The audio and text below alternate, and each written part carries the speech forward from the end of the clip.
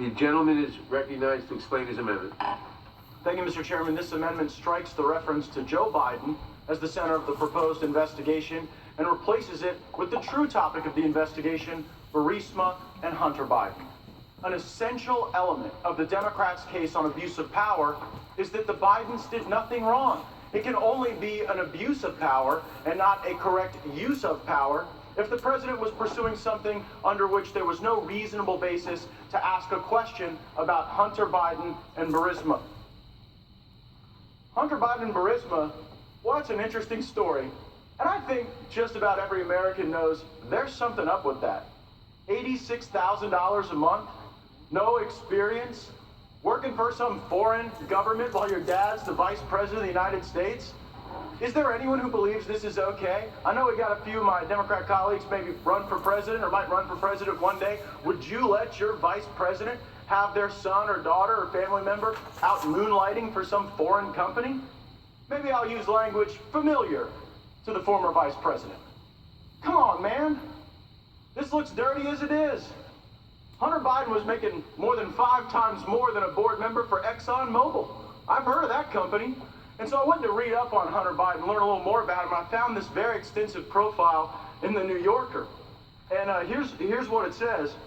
Hunter said that at that point, he had not slept for several days. Driving east on Interstate 10 just beyond Palm Springs, he lost control of his car, which jumped the median and skidded to a stop on the shoulder of the westbound side.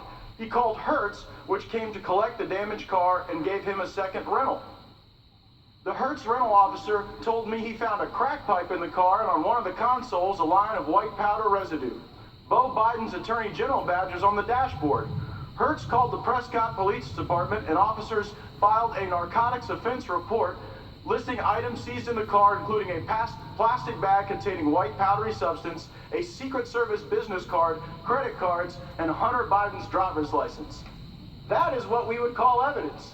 And I don't want to make light of anybody's substance abuse issues. I know the president's working real hard to solve those throughout the country, but it's a little hard to believe that Burisma hired Hunter Biden to resolve their international disputes when he could not resolve his own dispute with Hertz rental car over leaving cocaine and a crack pipe in the car. It continues.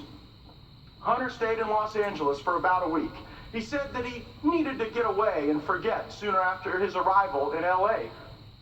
He said he asked a homeless man in Pershing Square where he could buy crack. Hunter said that the man took him to a nearby homeless encampment where a narrow passageway between tents, someone put a gun to his head before realizing that he was the buyer. He returned to buy more crack a few times that week. Again, not saying, not casting any judgment on any challenges someone goes through in their personal life, but it is just hard to believe that this was the guy wandering through homeless encampments buying crack that was worth $86,000 a month to Burisma Holding. And that might be one of the reasons why when ABC asked Hunter Biden, hey, you think you would have gotten this job in the absence of your dad being the vice president? Well, he said, probably not. And then I looked to the record evidence, and I looked to the testimony of Mr. Kent. Mr. Kent was one of the witnesses they called on the first day. He said Burisma was so dirty that our own embassy had to pull out of a joint sponsorship with them. When Ambassador Yovanovitch was being prepped for her Senate confirmation, the Obama administration was so worried about the corruption around Burisma and Hunter Biden that they held special prep moments to try to get ready for the inevitable questions about this obvious corruption that the president asked about. Mr. Kent, again, one of their witnesses from the first day, also gave testimony that that the head of Burisma had stolen $23 million in the U.S. and the U.K., and that he paid a bribe to get off the hook. So again, it's not as if Burisma is pulling out new plays. Their playbook is to do dirty stuff and then go and pay bribes and hire the people necessary to make those problems go away. This is why the minority hearing issue is so important, by the way. You wonder why Republicans are so angry that we didn't have a hearing to put on our own witnesses and own evidence. And you may wonder why, well, if they feel so good about their case, why did they block our ability to put in evidence? It's because we have the ability to show that Burisma is corrupt. We have the ability to show that Hunter Biden is corrupt. And that totally exculpates the president. Because there is no way in the United States of America that honestly pursuing actual corruption is an impeachable offense. That's why I offer the amendment, and I encourage my colleagues to vote for it. Mr. Chairman, I withdraw my point of order. Mr. Chairman. The gentleman yields back. For what purpose does Mr. Johnson seek recognition? I move to strike the last word. Gentleman's recognized. Mr. Chairman. Okay. The second thing is that if you on the other side of the aisle believe that Joe Biden is a man who tells the truth, you ought to support this amendment. Because Joe Biden, ever since Hunter's involvement with Burisma, has been repeatedly asked whether he made any arrangements to get Hunter this really cushy job. And he said no, or my son's business involvements are my son's and not involved in that. So you put Joe Biden's name in your articles of impeachment when the real malefactor is Hunter Biden.